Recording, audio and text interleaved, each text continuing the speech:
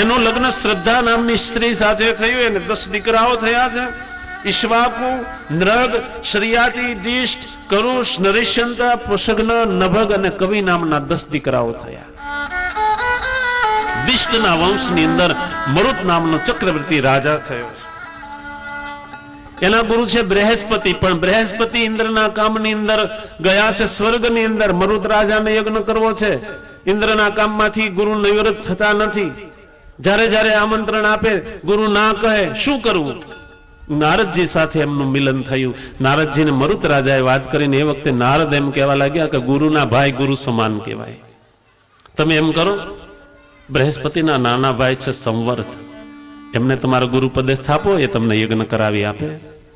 કે મહારાજ હું એમને ઓળખું છું પણ એ તો મહાયોગી છે, એને ક્યાંથી શોધવા? એ પૃથ્વીની અંદર પાગલ અવસ્થાની અંદર ભ્રમણ કરે છે. નારદ કે તારે કામ કરવું હોય તો સરનામું હું આપું, પણ મારું નામ ન દેતો. તો કે નહીં મહારાજ, હું તમારું નામ નહીં આપું. અને પછી નારદજી પાસેથી ભાળ મેળવી મરુત રાજાએ. અને મરુત રાજા સંવર્ત યોગીને શોધવા માટે કાશીની અંદર આવ્યા છે. મહાપુરુષોને પોતાના જે કાર્યોની અંદર નિયમો હોય છે, વ્રત ધારણ કરેલા હોય છે. સંવર્ત યોગી આખી દુનિયામાં પાગલ અવસ્થામાં ફરે છે, છતાંય એને એક વ્રત છે, એક નિયમ છે કે આખો દિવસમાં એકવાર કાશી વિશ્વનાથનું અવશ્ય દર્શન કરવું. અને એમાં એક બીજો નિયમ કે જો કોઈ કાશી વિશ્વનાથનું દર્શન કરવા નીકળ્યા હોય વચ્ચે સામેથી શબ મળી જાય તો એને કાશી વિશ્વનાથ માની વંદન કરીને પાછું વળી જાય. 1 દિવસ 2 દિવસ, પણ હવે કાશીમાં તો રોજ મળદાઓ નીકળતા હોય અને સંવર્ત વચ્ચેથી પાછા ફળી જાય. એટલે પછી મરુત રાજાએ ઉપાય કર્યો. પોતે એક મળદું લઈ અને રસ્તાના કાંઠે બેઠા છે. મધ્યરાત્રિનો સમય થયો. એક ડોલતો પુરુષ આવ્યો છે, આમ તેમ લથડતો ચાલે છે અને એમનો પગ શબની સાથે અથડાયો. આંખ ખુલી ગઈ. જોયું, ઓહો, મૃત્યુંજય મહાદેવ ત્રાહિમામ શરણમ ગત, જન્મ મૃત્યુ જરા વ્યાધિ પીડિતમ કર્મ બંધન. હે મહાદેવ, હે કાશી વિશ્વનાથ, આમ કહીને જ્યાં વંદન કર્યા મરુત દોડીને એના પગમાં પીડ્યો. મહારાજ, હું તમારા શરણે આવ્યો. પેલો માણસ એમ કહેવા લાગ્યો, ભાઈ છોડી દે, હું તો પાગલ છું. તો કે નહીં, હું તમને ઓળખું છું મહારાજ, તમે બૃહસ્પતિના નાના ભાઈ, મારા ગુરુ સમાન છો. તમારું નામ છે સંવર્ત. હા છે, તો શું કરવાનું છે? કે મહારાજ, બૃહસ્પતિ ઇન્દ્રના કામની અંદર રોકાયેલા હોવાથી મારો યજ્ઞ ખોરંભે પીડ્યો છે, તમે આવો. મહાભારતના અનુશાસન પર્વની અંદર આ વાત બહુ વિસ્તારપૂર્વક, આપણી પાસે સમય નથી એટલે ટૂંકમાં લઈએ. મરુતને કહે સંવર, કે આવું તો ખરો, પણ તારું ઐશ્વર્ય જોઈ અને કદાચ બૃહસ્પતિ એમ કે હું તારો ગુરુ થવા તૈયાર, અને એ વખતે જો તું મને છોડે ને તો હું તને બાળીને ભસ્મ કરી દઈશ. નહીં બાપજી, ગમે તેમ થઈ જાય, હું તમને કોઈ પણ અવસ્થામાં નહીં છોડું. અને પછી મરુત રાજાનો યજ્ઞ કરાયો છે. અને મરુત રાજાના યજ્ઞનું વર્ણન તો ઋગ્વેદની અંદર છે. મરુત રાજાએ યજ્ઞ કર્યો એવો યજ્ઞ કોઈથી થયો નથી, કોઈથી થવાનો નથી. આ એ યજ્ઞ છે કે જે યજ્ઞમાંથી સુવર્ણના પાત્રોને જે કાંઈ વધ્યું હતું એ વધેલી સામગ્રીથી યુધિષ્ઠિર મહારાજનો રાજસુ યજ્ઞ થઈ ગયો. આવો મહાન યજ્ઞ. અરે સંવર્ત જેને જેને જે દેવતાને આહુતિ આપે, જેમને બોલાવે એ દેવતા સ્વયં આવી અને પોતાનો હવિર્ભાગ લઈ લે. બૃહસ્પતિને ખબર પડી. બૃહસ્પતિ ઇન્દ્રને કહ્યું, ભાઈ પેલો તારા કામમાં તો મારો યજમાન આવડો મોટો હાથમાંથી જતો રહ્યો, હવે મારે શું કરવું? તો મહારાજ ચિંતા કરો માં, હું મને આગળ અગ્નિને કહું છું. અને અગ્નિ એના કાર્યની અંદર વિઘ્ન કરે. જયારે અગ્નિ આડાવડો થવા લાગ્યો, સંવર્તનું ધ્યાન ગયું. અગ્નિને કહેવા લાગ્યા કે અગ્નિ નારાયણ, તમે દેવની જગ્યાએ તમને સ્થાપિત કરેલા છે તો તમે દેવ બનીને જ રહેજો. જરાય જો ફેરફાર કર્યો છે તો હું તમને બાળી દઈશ. આવા મહાન યોગી છે સંવર્ત. આવા મનુપુત્ર નભગને ત્યાં નાભાગ થયા છે. શંકરની કૃપાથી નાભાગને ત્યાં ભક્ત અંબરીશનો જન્મ થયો છે. મનુના એક એક પુત્રોના તમે ચરિત્રો વાંચો, પાગલ થઈ જવાય એવા ચરિત્રો છે.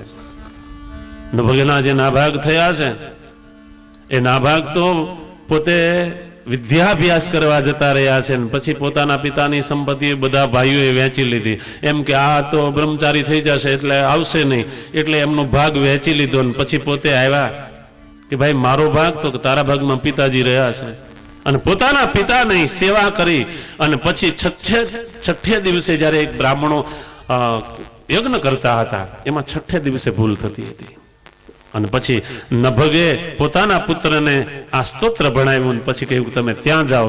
ત્યાં ગયા, બ્રાહ્મણોનું કર્મ પૂરું કરાયું, બ્રાહ્મણો પ્રસન્ન થયા, વધેલો બધું જ યજ્ઞની સામગ્રી નાભાગને આપી દીધી કે આ સામગ્રી તમારી.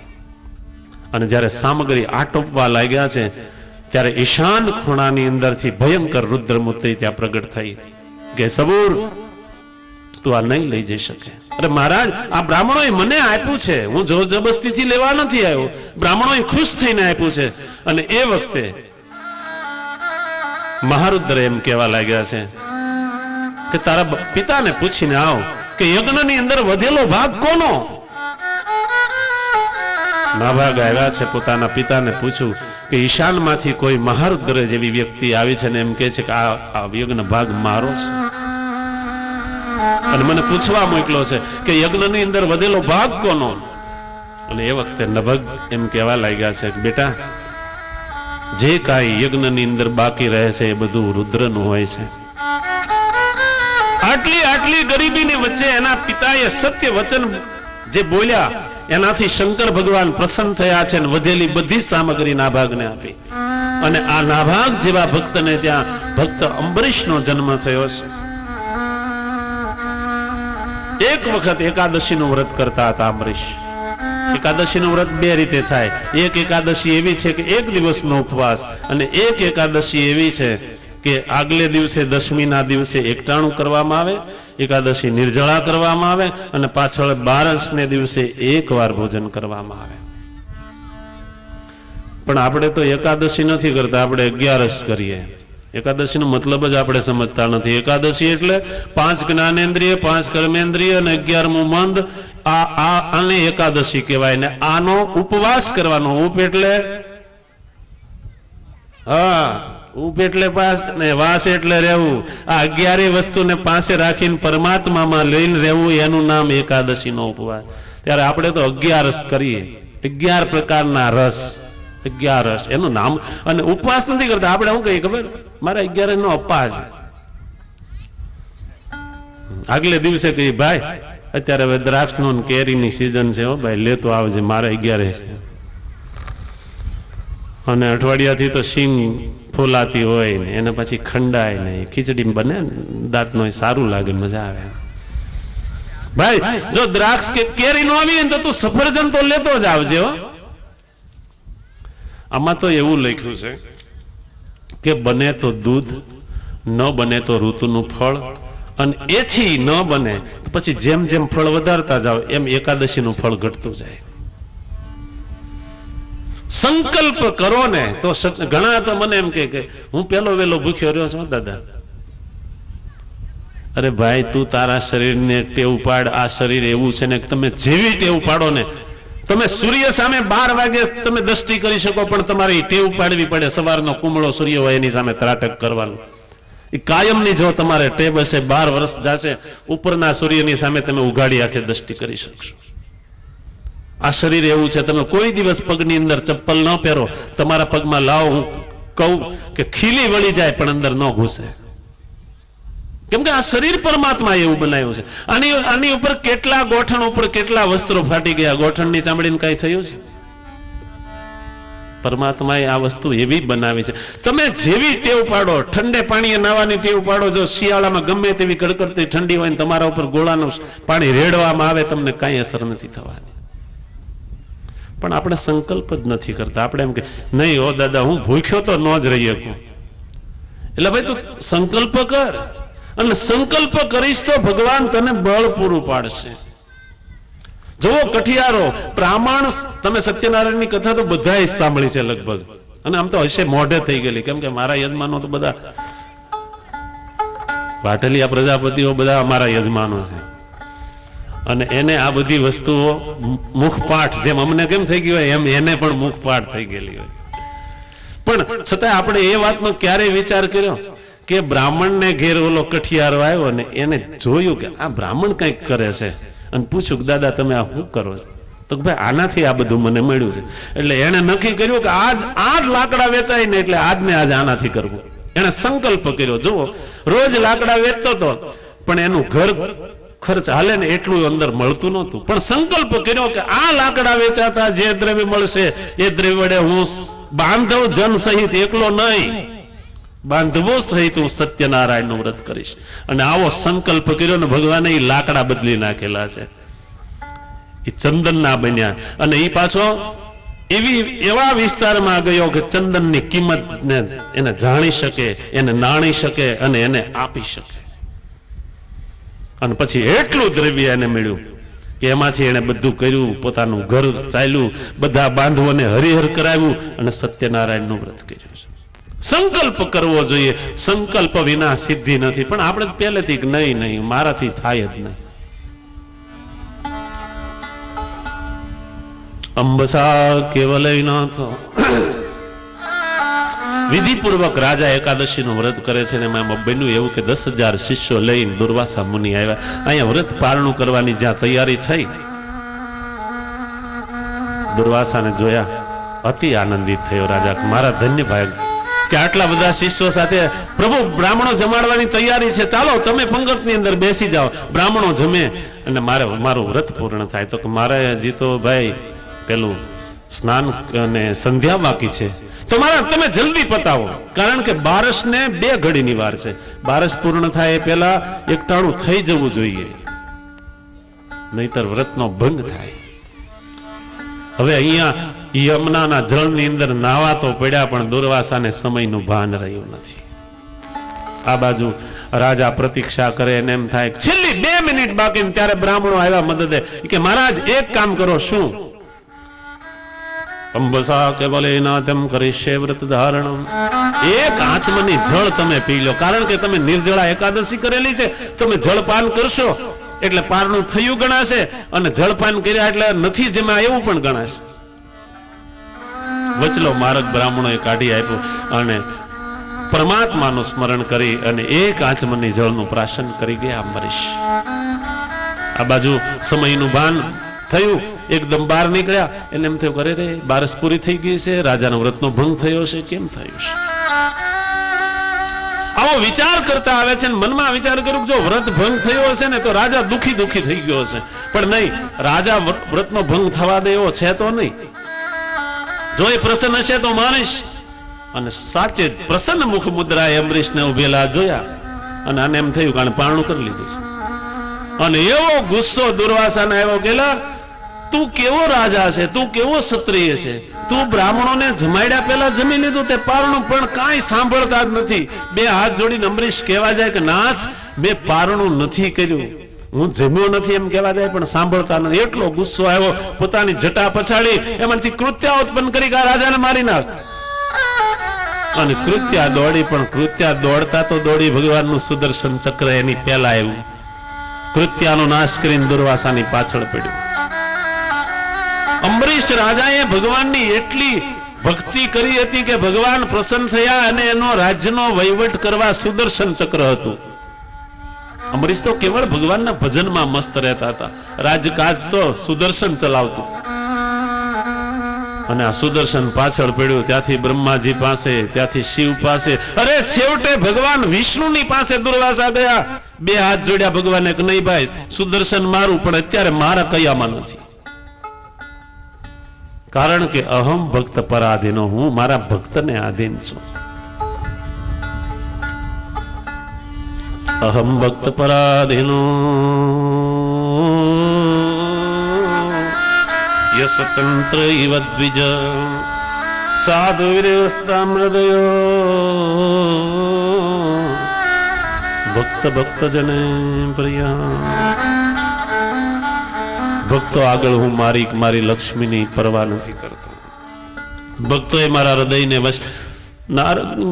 દુર્વાસા ઉભા જ નથી રહ્યા, ભાગ્યા અને જેવા આવ્યા ને અંબરીશ હજી એમને એમ હાથ જોડીને ઉભા છે. દુર્વાસા ને આવતા જોયા, એકદમ 2 ડગલા આગળ આવ્યા. પણ આ શું, દુર્વાસા મારવા નહીં, દુર્વાસા એના પગમાં વંદન કરવા પડતા હતા.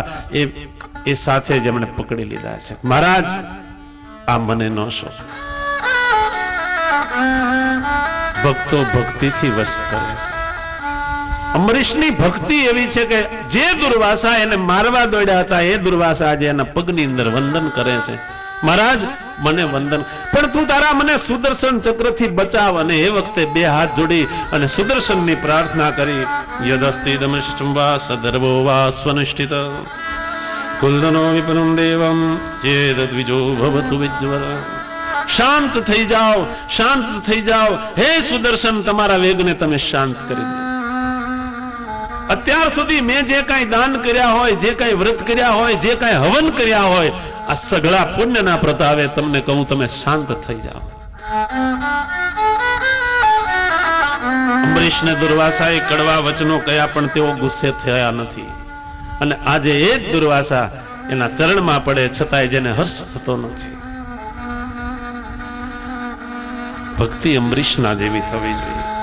જરા વિચાર કરો, આવા રાજાઓની કથા કરવાની સુખદેવને શી જરૂર હતી?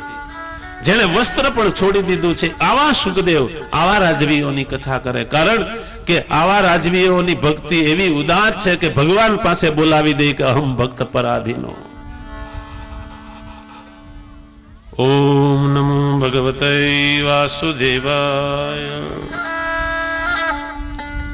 એ પછી મનુ મહારાજના જે ઇક્ષ્વાકુ નામના દીકરા છે, એના વંશની અંદર માંધાતા નામનો રાજા થયો. આપણી પાસે સમય નથી એટલે બધા રાજાઓનું વર્ણન નહીં કરતા. કેવળ 10 જે મુખ્ય છે એમાં ના તે જેટલા બને એટલા, કેમ કે બને ત્યાં સુધી આપણે 12 વાગે ભગવાન રામનો જન્મ કરવો છે. આપણો ટાઈમ 11:30 છે, પણ છતાંય ભગવાનનો જન્મ તો 12 વાગે જ કરવો છે. માંધાતા થયો છે એના વંશની અંદર, જેની 60 કન્યાઓનું લગ્ન સૌભરીની સાથે થયેલું. બહુ જનસંઘ એકત્ર થાય ને એટલે સૌભરી ઋષિ યમુનાના ધરાની અંદર પેસી ગયા. એને એમ થયું કે મને પરમાત્માની માયા શું કરી શકે? અને જરાક અભિમાન આવે ને, પરમાત્માને જરાય ગમતું નથી. અને આ સેજ અભિમાન આવ્યું એટલે તરત માછલા અને માછલીનો પ્રસંગ બતાવવા લાગ્યા. અને માછલા માછલીનો પ્રસંગ જોઈ અને સૌભરી ઋષિને 85 વર્ષે એમ થયું કે નહીં, મારે લગ્ન કરવા છે. યમુના ધરામાંથી બહાર નીકળ્યા છે. અમગમ ગલિતમ પલિતમ મુંડમ દસન વિહીનમ જાતમ તુંડમ વૃદ્ધો યાતિ ગ્રહિતવા દંડમ તદપિનમ મુશ્ચતિ આશા પિંડમ ભજ ગોવિંદમ ગોવિંદમ ભજ મૂઢ મતે. શંકરાચાર્ય ચરપટ પંજરિકા સ્તોત્ર બહુ સુંદર લખ્યું છે.